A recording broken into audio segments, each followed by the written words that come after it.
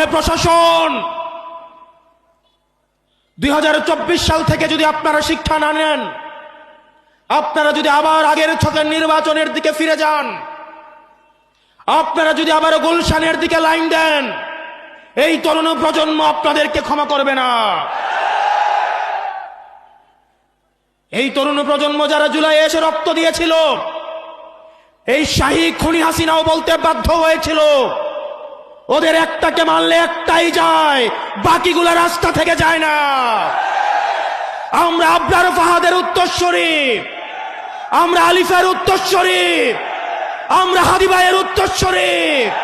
সুতরাং যেসব ডিসিএসপিরা আবার 14-এর মতো, 18-এর মতো, 24-এর মতো ব্যালট বাক্স ছিনতাই করার চিন্তা করছেন, আপনাদের প্রতি আহ্বান থাকছে, আপনাদের প্রতি আপনাদের পরিণতি হারুনের মতো এবং বেনজিরের মতো হবে। প্রিয় প্রশাসন, আপনারা রাষ্ট্রের অঙ্গ, আপনাদের ছাড়া রাষ্ট্র কোনোভাবেই প্রপারলি ফাংশন করতে পারবে না।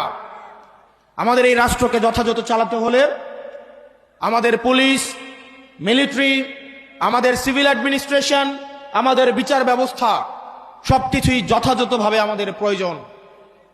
আপনাদের কাছে অনুরোধ থাকবে, আপনারা কোনো দলের গোলাম নন।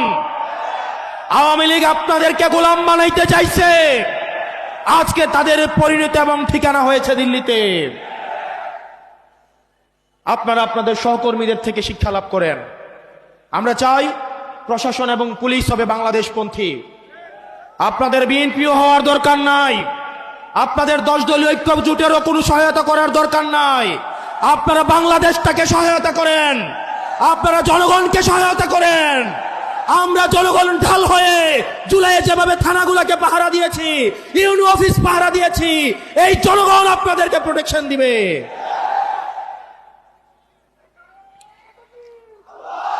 আমরা চাই এই অভ্যুত্থানের পরে প্রশাসন এবং পুলিশের ভূমিকা হবে নিরপেক্ষ। অত্যন্ত দুঃখজনক, আগে আমরা দেখেছি প্রশাসন লাইন ধরতো ধানমন্ডিতে, প্রশাসন লাইন ধরতো হচ্ছে আমাদের আওয়ামী লীগের অফিসটা যে কোথায় ছিল, গুলিস্তানে। এখন আবার দেখা যায় প্রশাসন লাইন ধরে গুলশানে।